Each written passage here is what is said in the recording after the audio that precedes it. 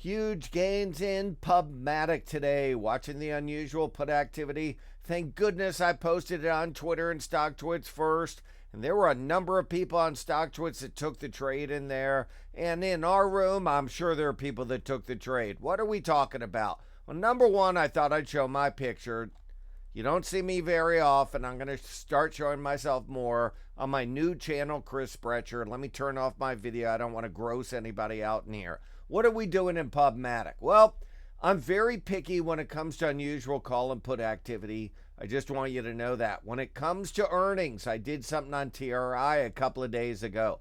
Unusual put activity is always more important than unusual call activity. Why? Because all the Robinhooders always buy calls. Every Twitter feed you see, I would say 95% buy calls. Most of the unusual option activity, hardly anybody looks at the puts.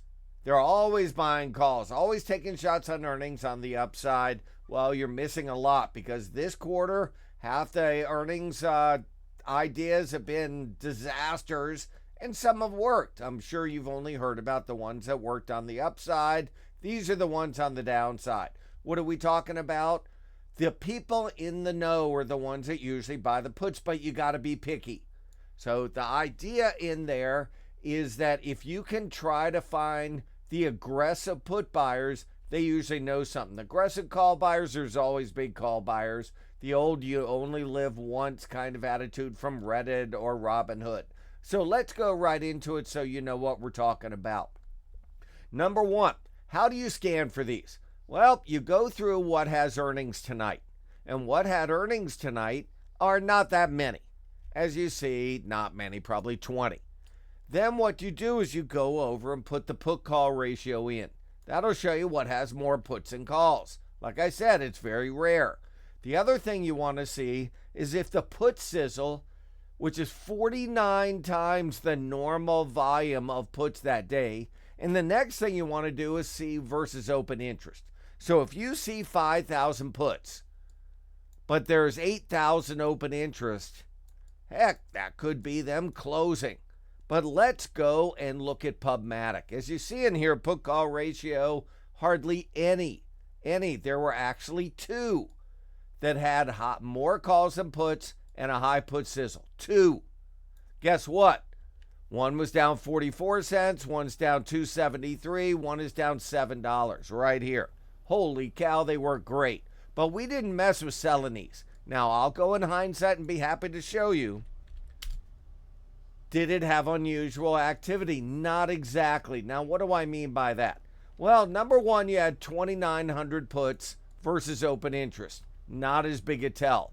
The other is you still had a lot of call action versus open interest. So that wasn't a great tell. It did work, but I didn't touch it. We were touching PubMatic, and let me show you why. You take the PubMatic. It's a $10 stock, which is always a little rough, but I'll show it anyway. As you see over here, 2,900 puts. So that's stuck out like a sore thumb versus open interest. The calls, some, but not that many relative to puts. Now, going to September, 5,000. Look at that, almost a mile's worth of puts. Amazing. Hardly any calls. So the key is you were buying the 7.5 puts, you were buying the 10 puts. Now, you might say, how on earth do you know if they were buys or sells? Now, like I showed in TRI, what happened is the TRI puts were 220 bid, offered at 250, but somebody bought them at 250 and still had some to buy. So the bid was 250 and people kept hitting the bid. So in Thinkorswim, they thought they were a lot of puts traded at the bid when it was aggressive buyer, not seller. Like I said, I've done this forever. I was on the CBOE floor for over 8 years. You get to know how to decipher. It's very picky. It's not that often. So let's go right into PubMatic and show you what we're talking about. We're going to take that off, and I'm just going to show you time in sales today. And all we're going to do is take the put skis. And we're going to take all the puts. And we're going to sort them by the amount of volume. What you're going to see in here is how many were bought on the offer. Look at that. Bid 10, offer 15, and they were on the offer. More likely to be buys. Then go down here and look at the other ones. Look at the August 10 puts. Yeah, they were bought. Aggressive buyer in both. So that's how we had the tell that they were probably speculating that, well, or somebody knew that the stock was going to get hammered. That's what we were looking at. We were looking at the August and we were looking at the Septembers. So how do you trade it then? Well, the first thing is you got to look at the daily chart. What's a daily chart look like? Looks pretty bad. Looks like it's starting to roll over in the first place.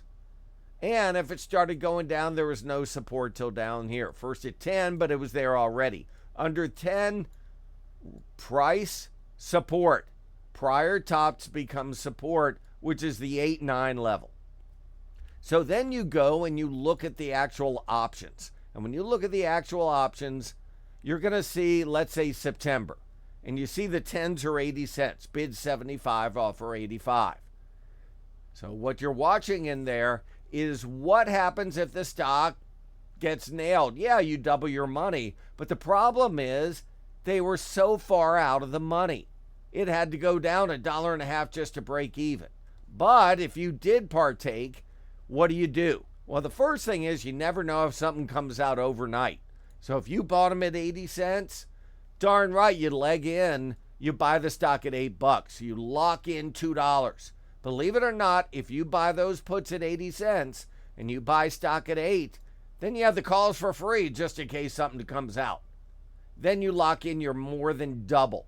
So the key in there was definitely to buy those puts. Now you might say you didn't want to take the risk. Well, if you were up today $300, take half of your winnings.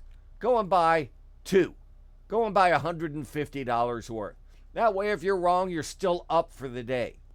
That's one way to do it. The other way is if you're up $500 today, heck, you go buy a 12.5. Somebody knew something, and sure enough, they knew. Have a great night. Like I said, I'll be posting a lot of charts on my new stream. I have a lot of videos. We're up to about 7 videos. It's been only for a week. Try to give you a lot of good content. Hope you enjoy it.